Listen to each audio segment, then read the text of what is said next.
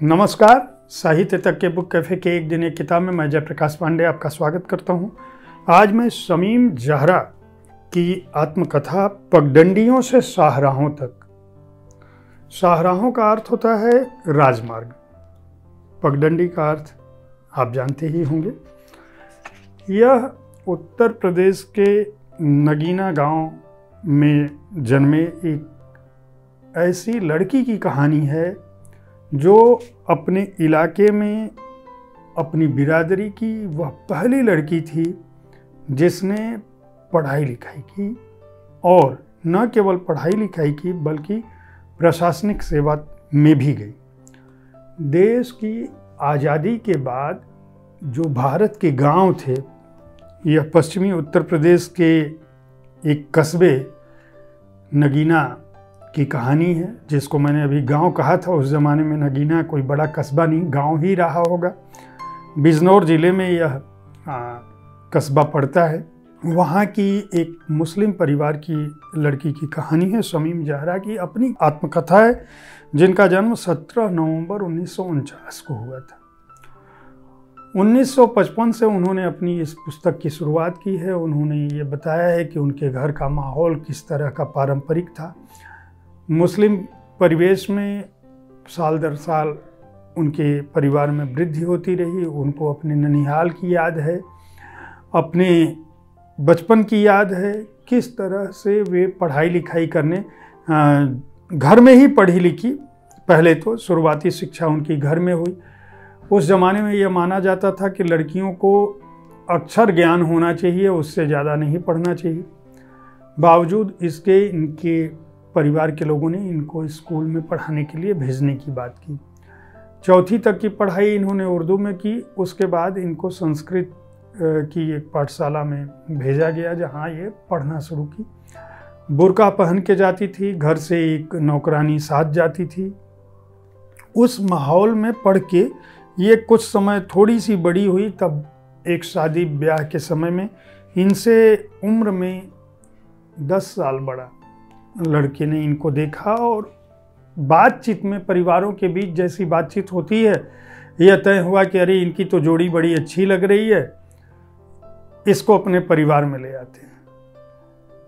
जब ये थोड़ी बड़ी हुई और कुछ जूनियर हाई स्कूल में थी, तभी इनको पता चला, ये गई थी ननिहाल अपने, वहाँ इनको कुछ देखने वाले आए, खालाजान, और फिर ये पता चला कि इनकी शादी होनी है।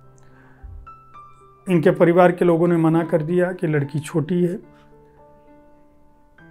कुछ समय और बीता, उस लड़के का सिलेक्शन भारतीय पुलिस सेवा में हो गया, और उस लड़के ने जिद पकड़ ली कि जब तक इस लड़की की शादी मुझसे नहीं होगी, मैं ज्वाइन करने नहीं जाऊंगा। लड़के के घर वालों ने मना किया, उस पर हामी नहीं भरी, लेकिन लड़का अपनी होने वाली ससुराल यानी कि शमीम जहरा के गांव पहुंच गया, और वहां जाकर यानी नगीना आकर उन्होंने यह कहा कि अगर इनसे शादी मेरी नहीं होगी तो मैं ज्वाइन करने नहीं जाऊंगा। भारतीय पुलिस सेवा कितनी प्रतिष्ठित सेवा है, इसके बावजूद लड़के का जिद पकड़ना कि मैं इस लड़की से शादी किए बिना नहीं जाऊंगा, ज्वाइन करने ट्रेनिंग के लिए नहीं जाऊंगा। दोनों तरफ से दबाव बढ़ा, और अंततः शकील रजा से तमाम विचार विमर्श के बाद दोनों पक्षों के शमीम जहरा की शादी हो गई। ये 12वीं तब तक पास कर चुकी थी। लखनऊ गई, परिवेश अलग था, ससुराल का माहौल अलग था। इन्होंने अपने घर परिवार से बाहर कभी गई नहीं थी। एक ऐसी लड़की जिसके आसपास रिश्तेदारों में यह माना जाता था कि नहीं, वहाँ पर्दा प्रथा ही सब कुछ है, मजहबी माहौल ही सब कुछ है। सादात बिरादरी में उस समय पढ़ाई लिखाई लड़कियों की होती नहीं थी। ये पहली लड़की थी जिन्होंने स्कूली तालीम न केवल की, बल्कि जब ससुराल पहुंची तो पता चला कि पति महोदय ने अगले दिन इनको विश्वविद्यालय ले गए और वहाँ पे एडमिशन कराने की बात हुई। विषय क्या होगा इन्होंने एक विषय संस्कृत चुना, दूसरा अंग्रेजी कहा गया, जबकि इन्होंने अंग्रेजी उससे पहले कभी नहीं पढ़ा था। उर्दू और संस्कृत जानती थी, हिंदी जानती थी, लेकिन अंग्रेजी में इनका दाखिला ग्रेजुएशन में संस्कृत, अंग्रेजी साहित्य और समाजशास्त्र ग्रेजुएशन इन्होंने किया। उस दौरान बच्चे हो गए, फिर और दूसरे बच्चे हो गए, और मध्य प्रदेश कैडर मिला इनके पति को।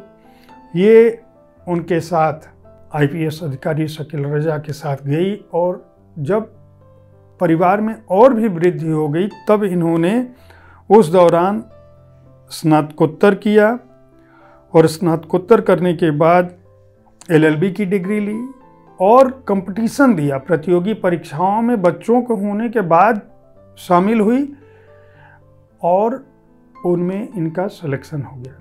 इसमें साक्षात्कार की एक बहुत महत्वपूर्ण घटना है कि जब इनका प्रशासनिक सेवा, मध्य प्रदेश प्रशासनिक सेवा के दौरान साक्षात्कार चल रहा था, तो इनको कहा गया कि मिसेज रजा, इन्होंने पूरे इंटरव्यू को देने के बाद जो साक्षात्कारकर्ता थे उनसे शमीम जहरा ने कहा कि सर, मैं यहाँ मिसेज रजा के रूप में नहीं आई हूँ, मेरा नाम शमीम जहरा है। बाद में इनका चयन हुआ, 2 बार एक्साइज में चयन हुआ, और उसके बाद नायब तहसीलदार के रूप में चयन हुआ। इन्होंने प्रशासनिक सेवा में नायब तहसीलदार, डिप्टी कलेक्टर के पद से रिटायर हुई। पूरी ज़िंदगी किस तरह से शमीम जहरा ने जिया और उस दौरान ये किन इलाकों में रही, किस तरह से अपने परिवार, अपने समाज, पुलिसिया परिवेश, प्रशासनिक परिवेश को जिया, देखा, और क्या कुछ लिखा उस दौरान, उसका भी उल्लेख इन्होंने अपनी इस पुस्तक में किया है। जैसे, किसी दोस्ती की ये चाहतें, ये नवाजिशें, ये इनायतें, नहीं मेरे बस की जरा नहीं, कोई ज़िंदगी की रियायतें। मुझे मुश्किलों ने बना दिया, मुझे जैसे जीना सिखा दिया, किसी छाँव की न तलब रही, किसी धूप ने वो मजा दिया। मेरी मेहनतों का सिला मिले, मुझे चाह है वो जहाँ मिले, जहाँ रास्तों के निशान बने, जहाँ मंजिलों का पता मिले। त्यौहार आते रहे, आयोजन होते रहे। संस्कृत से इन्होंने स्नातकोत्तर किया, विश्वविद्यालय में प्रथम आई। कुल मिलाकर शमीम जहरा की ज़िंदगी यह बताती है कि अगर आपके मन में जीने की चाह हो, अगर आपके मन में पढ़ने की चाह हो, अगर आपके मन में आगे बढ़ने की चाह हो, तो कोई भी पारिवारिक परंपरा, कोई भी अड़चन, कोई भी समाज, कोई भी व्यतिक्रम आपको आगे बढ़ने से रोक नहीं सकता। लेकिन आपको अपने जीवन साथी का साथ जरूर चाहिए। शमीम जहरा ने बहुत सारे उल्लेख किए हैं। कई ऐसे प्रसंग हैं जिनको पढ़ते हुए आप भावुक हो जाएंगे।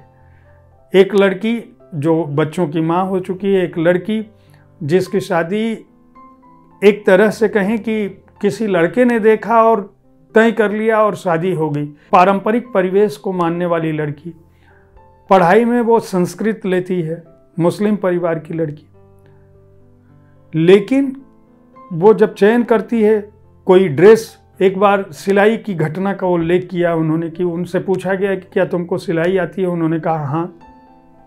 पता चला कि पैंट जो टाइट हुई थी वो सारी पैंट इन्होंने खोल के दोबारा सिल दिया और वो पैंटें और भी ज़्यादा चौड़ी हो गई।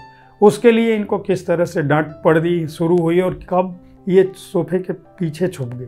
तो बहुत सारे घटनाएं हैं जो हर घरों में उठापटक होती है, लेकिन उनकी इस आत्मकथा से यह प्रेरणा मिलती है कि 5-5 बच्चों के बावजूद, पति के पुलिस सेवा में होने के बावजूद, मुस्लिम परिवेश में होने के बावजूद उन्होंने न केवल लिखने पढ़ने की राह चुनी बल्कि प्रशासनिक सेवा में अपना चयन किया। पूरे उस दौरान बच्चों को पाल पोस के बड़ा किया, सारे बच्चे लायक हैं।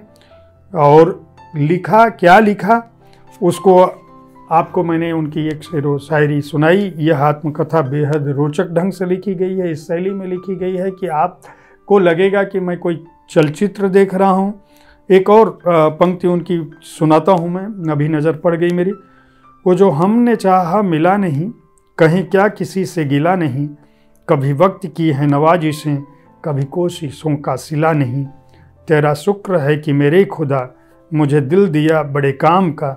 मुझे कोई शिकवा न था कभी, मेरी सब्र पे थी तेरी अता। एक विश्वास, एक भरोसा उनको, उनके जीवन को सब कुछ बदल दिया। नगीना कस्बे की सादात बिरादरी की संभवतः वह पहली लड़की हैं जिन्होंने न केवल संस्कृत से स्नातकोत्तर किया, स्कूल की शिक्षा, विश्वविद्यालय की शिक्षा, बरकतुल्लाह विश्वविद्यालय से उन्होंने स्नातकोत्तर किया, लोक सेवा आयोग में चयनित हुई, जीवाजी विश्वविद्यालय ग्वालियर से एमए किया और बरकतुल्लाह विश्वविद्यालय से एलएलबी की डिग्री की। यह पुस्तक पढ़ी जा सकती है, इसको पढ़ने से आपको प्रेरणा मिलेगी। मूल्य है 499 रुपये और पृष्ठ संख्या है 418। उम्मीद है साहित्य तक का यह एपिसोड आपको पसंद आया होगा। इस कार्यक्रम में आप किस तरह की पुस्तकों की चर्चा चाहते हैं, इनके बारे में अपनी राय से हमें ज़रूर अवगत कराएं। हमारी कोशिश होती है कि विविध विधाओं की पुस्तकों के साथ आपके पास पहुँचें ताकि आपको अच्छे पुस्तकों के चयन में आसानी हो। कल ठीक इसी समय ऐसी ही किसी एक पुस्तक के साथ मैं आपके पास फिर उपस्थित होऊंगा। तब तक देखते रहें साहित्य तक। धन्यवाद।